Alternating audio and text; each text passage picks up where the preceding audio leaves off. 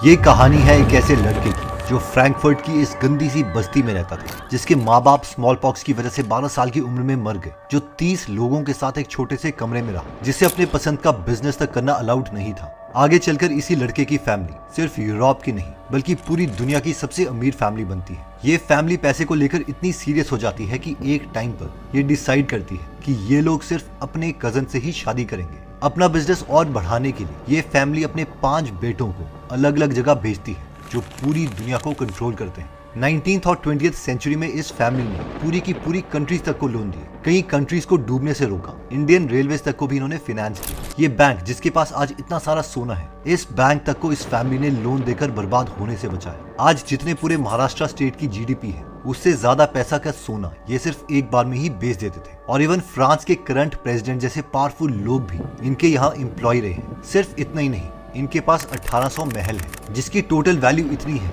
कि हम मुकेश अंबानी जी का एंटीलिया, जो कि दुनिया का सबसे महंगा घर है, इसे 17 बार बनवा सकते हैं और उसके बाद भी हमारे पास बिलियंस ऑफ डॉलर्स बच जाएंगे। हम बात कर रहे हैं फेमस रॉथचाइल्ड फैमिली की, जो कि दुनिया की सबसे अमीर और सबसे पावरफुल फैमिली है। इस फैमिली के 5 भाइयों की जो माँ थी, उन्होंने एक बार ये तक कह दिया था, चिंता मत कर, यूरोप में अब कोई भी वॉर नहीं होगा, क्योंकि मेरे बेटे अब किसी भी कंट्री को वॉर लड़ने के लिए पैसे नहीं देंगे।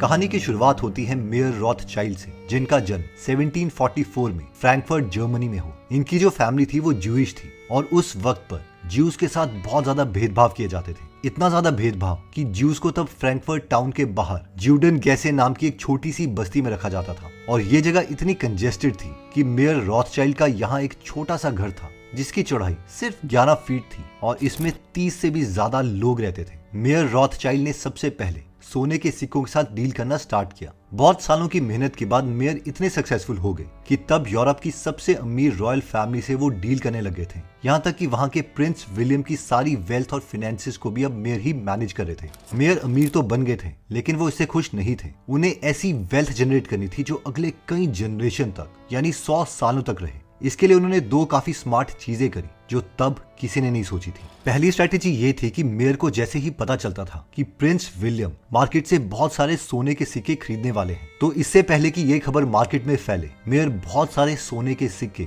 उधार लेकर मार्केट से सस्ते दामों पर खरीद लेते थे। और जैसे ही मार्केट में न्यूज फैलती कि प्रिंस विलियम हजारों या लाखों पाउंड्स के गोल्ड कॉइन्स खरीदने वाले हैं, तभी सडन डिमांड की वजह से बहुत सारे लोग और सारे सोने के सिक्के खरीदने लग जाते, जिसकी वजह से सोनों के सिक्कों का प्राइस बहुत इंक्रीज हो जाता। और एग्जैक्टली इसी टाइम पर मेयर अपने खरीदे हुए सारे सिक्के मार्केट पे बेच देते थे और बहुत ज्यादा प्रॉफिट कमाते। और आज इसी चीज को लोग ट्रेडिंग और इन्वेस्टिंग की दुनिया में फ्रंट रनिंग कहते हैं। दूसरा डिसीजन ये था कि 1800 की शुरुआत में पूरे यूरोप में इंडस्ट्रियल रेवोल्यूशन चल रही थी। कई कंट्रीज एक दूसरे से कम्पीट कर रही थी या फिर वो एक दूसरे से लड़ रही थी। मेयर को पता था कि ये उनकी फैमिली के लिए एक बहुत बड़ी अपॉर्चुनिटी है और अगर इनको इस इंडस्ट्रियल रेवोल्यूशन और वॉर का फायदा उठाना है तो उन्हें अपना बैंकिंग एम्पायर फ्रैंकफर्ट से बाहर पूरे यूरोप में फैलाना पड़ेगा। इसलिए उन्होंने अपने 5 बेटों को यूरोप के इन 5 सबसे इंपॉर्टेंट फाइनेंशियल सेंटर्स में सेट होने के लिए भेज दिया। और उनका ये डिसीजन रॉथचाइल्ड फैमिली की तकदीर बदलने वाला था। ये 5 फाइनेंशियल सेंटर थे, लंदन, पेरिस, वियना, नेपल्स और फ्रैंकफर्ट। ये 5 फाइनेंशियल सेंटर्स हमें मैप में एक दूसरे से दूर दिखाई देंगे, बट इन 5 रॉथचाइल्ड ब्रदर्स ने यहाँ अपने बैंकिंग इंस्टीट्यूशंस इतने अच्छे से सेट किए कि सारे बैंक्स एक दूसरे से दूर होने के बावजूद एक सिंगल बैंक की तरह काम करते थे। ये 5 भाई सारे डिसीजंस मिलके लेते थे और इनका नेटवर्क बहुत ज्यादा स्ट्रॉन्ग था। बट इनमें से जो सबसे टैलेंटेड भाई था, उसका नाम था नेथन मेयर रॉथचाइल्ड, जो कि सिर्फ कुछ 15 से 16 लाख लेकर लंदन में सेट होने आया था। लेकिन कुछ ही सालों में वो इतना सक्सेसफुल हो गया कि वो हर साल हजारों करोड़ों के प्रॉफिट्स कमा रहा था। 1811 में नेथन ने लंदन में अपने फादर से भी बड़ा बैंक इस्टेब्लिश किया और इसका नाम उसने दिया NM रॉथचाइल्ड एंड सन्स। देखिए 1800 सदी से पहले 20 सालों तक इंग्लैंड और ऑलमोस्ट पूरा यूरोप फ्रांस के एम्परर नेपोलियन के साथ वॉर लड़ रहा था और नेथन को इन वॉर में एक बहुत ही अच्छी अपॉर्चुनिटी दिखी। नेथन ने एक ऐसी टीम सेट की हुई थी जो नेथन को वॉर की सारी इंफॉर्मेशन ब्रिटिश गवर्नमेंट से भी पहले देती थी और इस इंफॉर्मेशन का इस्तेमाल नेथन ने बहुत ही इविल तरीके से किया जो हम सोच भी नहीं सकते। 18 जून 1815 को बैटल ऑफ वाटरलू में वो होता है जो तब इंग्लैंड में किसी ने भी एक्सपेक्ट नहीं किया था। इंग्लैंड और उनके एलाइज के अगेंस्ट हुए इस वॉर में फ्रांस के राजा नेपोलियन की हार हो जाती है। तब इंटरनेट या टेलीफोन तो नहीं होते थे, पर रॉथचाइल्ड फैमिली ने कई घोड़सवार और कबूतर ट्रेन किए हुए थे ताकि उन्हें सबसे पहले इन्फॉर्मेशन मिल जाए। इसी वजह से उन तक नेपोलियन वाली खबर इतनी फास्ट पहुंच जाती है कि उस वक्त तक खुद इंग्लैंड की सरकार को ये नहीं पता था कि वाटरलू में उन्हीं की आर्मी जीत चुकी है। और जैसे ही ये बात नेथन को पता चलती है, वो लंदन स्टॉक एक्सचेंज जाकर स्टॉक्स को एग्रेसिवली बेचना शुरू कर देते हैं ताकि बाकी सारे इन्वेस्टर को लगे कि इंग्लैंड ये वॉर हारने वाली है, और पैनिक में आके बाकी सारे लोग अपने शेयर्स बेचने लग जाते हैं। तभी नेथन के एजेंट्स इन्हीं सेम स्टॉक्स को सस्ते दामों पर वापस खरीद लेते हैं। और फाइनली जब ये खबर सबको पता चलती है कि इंग्लैंड जंग जीत चुका है, तो सारे लोग शेयर्स वापस खरीदने लगते हैं, जिसकी वजह से शेयर की वैल्यू इंक्रीज हो जाती है। और इस वक्त पर नेथन अपने सस्ते दामों पर खरीदे हुए शेयर्स को महंगे दामों में बेच देते हैं। और भले ही इस पैनिक में बहुत सारे इन्वेस्टर के पैसे डूब गए, बट वो सारे पैसे ठीक प्लान की वजह से नेथन के हाथों में आ गए। 19th सेंचुरी में ये फैमिली सिर्फ बैंकिंग में ही नहीं बल्कि रेलवेज, इंडस्ट्रीज और ऑयल में भी इन्वेस्ट करती है। पूरे यूरोप में इंडस्ट्रीज और रेलवे लाइन को इन्होंने ही फाइनेंस किया। इनफैक्ट 1895 से लेकर 1907 तक सिर्फ 12 सालों में इन्होंने यूरोप के अलग अलग गवर्नमेंट्स को $450 मिलियन सिर्फ लोन में दी है, जिसकी आज की वैल्यू $14 बिलियन से भी ज्यादा है। ये अमाउंट इतना ज्यादा बड़ा है कि इसे हम सेंट्रल बैंक ऑफ इंडिया और इंडियन बैंक जैसे दो बड़े बैंक्स को पूरी तरह से खरीद सकते हैं। और जस्ट इमेजिन कीजिए कि ये पैसे तो रॉथचाइल्ड फैमिली ने सिर्फ लोन में दिए थे। इनफैक्ट आज जब भी कोई कंट्री किसी क्राइसिस में होती है या बैंकरप्ट होने वाली होती है, तो वो लोन्स लेने के लिए इंटरनेशनल मॉनेटरी फंड के पास जाती है। बट 19वीं और 20वीं सेंचुरी में रॉथचाइल्ड फैमिली के पास इतने पैसे थे कि अकेली फैमिली ही पूरी दुनिया के गवर्नमेंट को लोन देने लगी थी, और कई देशों को उन्होंने बर्बाद होने से बचाया। इनफैक्ट कई बैंक्स जो कि आज हम सबको लोन देते हैं, वो भी तब रॉथचाइल्ड फैमिली से लोन पर पैसे लिया करते थे। जैसे कि 1825 में बैंक ऑफ इंग्लैंड, जो कि तब इंग्लैंड के लार्जेस्ट बैंक्स में से एक था, उनके पैसे खत्म होने वाले थे और इस बैंक के बंद होने का खतरा था। उन्हें जल्द से जल्द कहीं से लोन चाहिए था, और ये लोग नेथन और उनकी फैमिली के पास गए, जिन्होंने इस बैंक को लोन देकर इसे बर्बाद होने से बचा लिया। 1818 में इन्होंने जर्मन गवर्नमेंट को 360 मिलियन पाउंड का लोन दिया, और फ्रांस जैसे आज के सुपर पावर को भी इसी फैमिली ने लोन दिया है। पूरा यूरोप तब रॉथचाइल्ड फैमिली पर इतना ज्यादा डिपेंडेंट था कि एक दूसरे से वॉर लड़ने के लिए भी इन कंट्रीज को पैसे के लिए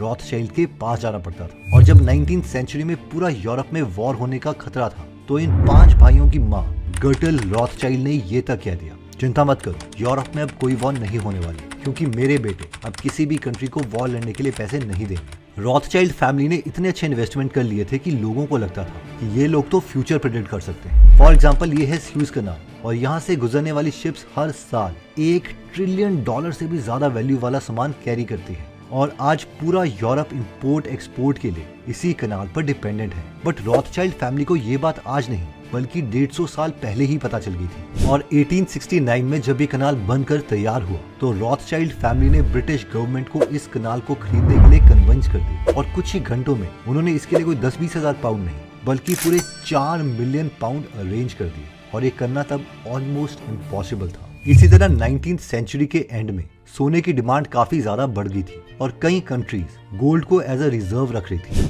सरप्राइजिंगली रॉथचाइल्ड फैमिली ने गोल्ड की इस डिमांड को 20-30 साल पहले ही प्रेडिक्ट कर लिया था, और वो वर्ल्ड के कई बड़े गोल्ड और सिल्वर माइंस में इन्वेस्ट करी थी। 1893 में जब यूएसए में गोल्ड की क्राइसिस हो गई थी, तो यूएस की गवर्नमेंट ने उस टाइम के अमीर आदमी जेपी मॉर्गन को बुलाकर कहा कि जल्द से जल्द गोल्ड का इंतजाम करो, वरना बहुत बड़ी प्रॉब्लम आ जाएगी। उस वक्त जेपी मॉर्गन को पता था कि दुनिया में सिर्फ एक ही फैमिली है जो उनकी हेल्प कर सकती है, और उन्होंने रॉथचाइल्ड फैमिली को कांटेक्ट किया और ऑलमोस्ट 1 लाख किलो सोना उनसे खरीदा, जिसकी आज की वैल्यू 5 लाख करोड़ से भी ज्यादा है, और ये इंडिया के रिचेस्ट स्टेट महाराष्ट्र की जीडीपी से भी ज्यादा है। तीसरा एग्जाम्पल है, ठीक इसी तरीके से 19th और 20th सेंचुरी में कई कार कंपनीज आ गई थी, पेट्रोल पर चलने वाली कार्स बनना स्टार्ट हो गई थी, और पूरे वर्ल्ड में ऑयल की डिमांड तेजी से इंक्रीज हो रही थी। और सबसे शॉकिंग बात तो ये है कि रॉथचाइल्ड फैमिली ने 1883 में ही इस डिमांड को भी प्रेडिक्ट कर लिया, और बाकू और अजरबैजान में जो दुनिया के पहले तेल के कुएं थे, उसमें इन्होंने इन्वेस्ट कर रखा था ताकि पूरी दुनिया की ऑयल सप्लाई पर भी इनका कंट्रोल बना रहे। बट पहली और दूसरी वॉर में इस फैमिली के साथ काफी चीजें बुरी भी हुई। इंग्लैंड और फ्रांस वाले ब्रांच को छोड़ के इनकी बाकी की सारी फैमिली या तो बर्बाद हो गई, या फिर इन्हें हिटलर की आर्मी की वजह से अपने बिजनेसेस बंद करने पड़े। रॉथचाइल्ड फैमिली इसे सरवाइव तो कर गई, बट आज ये फैमिली बहुत ही ज्यादा सीक्रेटिव रहती है, और ज्यादातर लोगों को इनकी डिटेल्स के बारे में नहीं पता। इस आदमी का नाम है जैकब रॉथस्चाइल्ड, जो कि इंग्लैंड वाली फैमिली के हेड है और ये आज पूरी रॉथस्चाइल्ड फैमिली को लीड करते हैं। आज ये फैमिली सिर्फ बैंकिंग ही नहीं बल्कि एसेट मैनेजमेंट, वाइन प्रोडक्शन और कंसल्टिंग का भी काम करती है। इनकी पूरी दुनिया में ऐसे 1800 से भी ज्यादा घर हैं जिनकी टोटल वैल्यू $36 बिलियन बताई जाती है। सिर्फ इतना ही नहीं, ऐसे 55 से भी ज्यादा यॉट और 100 से भी ज्यादा प्राइवेट प्लेन्स इनके पास है। इस फैमिली के पास आज भी $100 बिलियन से ज्यादा का फंड है जिसे वो अलग अलग स्टॉक मार्केट में इन्वेस्ट करते हैं। Meta, Apple, Amazon, Starbucks, HP, PepsiCo, Qualcomm जैसी वर्ल्ड की लीडिंग कंपनीज में ये इन्वेस्टर्स हैं और पिछले साल ही इन्होंने सिर्फ वाइन बेचकर $16 बिलियन का प्रॉफिट कमाया। कई लोगों को लगता है कि आज रॉथस्चाइल्ड फैमिली उतनी पावरफुल नहीं है जितनी ये 100 या 200 साल पहले थी, बट ये बात बिल्कुल ही झूठी है। इस फोटो को देखिए, यहाँ रॉथस्चाइल्ड फैमिली के हेड जैकब ब्रिटेन की क्वीन एलिजाबेथ के साथ है। इनकी फैमिली अमेरिका की रॉकफेलर ग्रुप का 38% हिस्सा ओन करती है और जैकब पर लोग एलिगेशंस लगाते हैं कि ये और इनकी फैमिली वर्ल्ड के कई बैंक्स और पॉलिटिशियन को फंड करती है, जैसे कि अमेरिका के फॉर्मर प्रेसिडेंट बिल क्लिंटन इनके फ्रेंड हैं और कई लोगों को ये नहीं पता कि इवन फ्रांस के करंट प्रेसिडेंट इमैनुअल मैक्रन भी इनके फॉर्मर एम्प्लॉय रह चुके हैं और इन पर यह भी एलिगेशंस है कि मैक्रन रॉथस्चाइल्ड फैमिली के सपोर्ट से ही फ्रांस के प्रेसिडेंट बने। सिर्फ इतना ही नहीं, 2013 में कुछ सीक्रेट डॉक्यूमेंट रिलीज होते हैं और उसमें ये रिवील होता है कि रॉथस्चाइल्ड फैमिली के कुछ आइलैंड में 30 से भी ज्यादा हिडन ट्रस्ट हैं जो कई $बिलियन के एसेट होल्ड करते हैं। और अगर इन ट्रस्ट का नाम हम देखें तो ये काफी अजीब से नाम है, जैसे कि NN, और इसी वर्ड की तरह बाकी ट्रस्ट भी इसी से राइम करते हैं, जैसे कि Ben and trust, den and trust, जिन ट्रस्ट का नाम कोई नहीं जानता। और आज भी इनका ये इन्फ्लुएंस सिर्फ कुछ आइलैंड या यूरोप तक लिमिटेड नहीं है, बल्कि इवन इंडिया में भी इन पर कई एलिगेशंस लगाए जाते हैं। जैसे कि 2013 में पूरे इंडिया में जब 3G इंट्रोड्यूस हो रहा था, तब गवर्नमेंट ने इसके लिए 3G स्पेक्ट्रम का ऑक्शन किया, यानी बोली लगाने को कहा। और इस ऑक्शन में गवर्नमेंट ने रॉथस्चाइल्ड फैमिली की एक कंपनी को एज एन ऑक्शनर हायर कर लिया और उनको 30 करोड़ रुपए दिए गए। बट सरप्राइजिंग बात तो ये है कि NM रॉथस्चाइल्ड और सन नाम की जिस कंपनी को ऑक्शन का कॉन्ट्रैक्ट दिया गया था, उस पर ये एलिगेशन लगे थे कि उनको तो ऑक्शन करने के लिए कोई एक्सपीरियंस है ही नहीं। इवन कि 2016 में जब डीमोनेटाइजेशन हुआ था, तब वैनकिस इंडिया नाम की एक कंपनी पर IT डिपार्टमेंट ने कई सारे रेड किए। इन पर एलिगेशंस थी कि डीमोनेटाइजेशन के टाइम पर इन्होंने हजारों करोड़ों रुपए अपने ऑफिस से दूसरी जगह ट्रांसफर किए थे। और इवन इस कंपनी के ओनर्स के भी रॉथस्चाइल्ड फैमिली के साथ अच्छे रिलेशन बताए जाते हैं। और भले ही इनमें से कुछ एलिगेशन गलत हो, बट इस वीडियो को देखने के बाद ये तो क्लियर हो गया है कि रॉथस्चाइल्ड फैमिली उतनी ही इन्फ्लुएंशियल है जितनी कि वो 200 साल पहले थी। और इस पूरी फैमिली की शुरुआत हुई थी उस बच्चे से जो कि जर्मनी में एक छोटी सी बस्ती में 30 लोगों के साथ एक छोटे कमरे में रहता था और जो कि 12 साल की ही उम्र में अनाथ हो गया था। वैसे जर्मनी में एक और नाम बहुत ही फेमस है जिसका नाम है एडोल्फ हिटलर, और उन्होंने खुद अपने बारे में एक किताब लिखी जिसका नाम है मैन काम्फ, यानी मेरा स्ट्रगल। और इनकी फ्री बुक समरी आप गूगल ऐप में सुन सकते हैं, जिसका लिंक मैंने डिस्क्रिप्शन और फर्स्ट कमेंट में दे दिया है। इसके साथ ही वहाँ पर 250 से भी ज्यादा बुक समरीज फ्री में हिंदी में अवेलेबल है, जो आप डाउनलोड भी कर सकते हैं और फ्री में सुन भी सकते हैं। आई होप ये डॉक्यूमेंट्री आपको अच्छी लगी होगी। अगर आप ऐसी नॉलेजेबल वीडियोस मिस नहीं करना चाहते तो सब्सक्राइब करने के बाद बेल का बटन दबाना मत भूलिएगा। जल्दी हम आपसे दोबारा मिलेंगे। जय हिंद।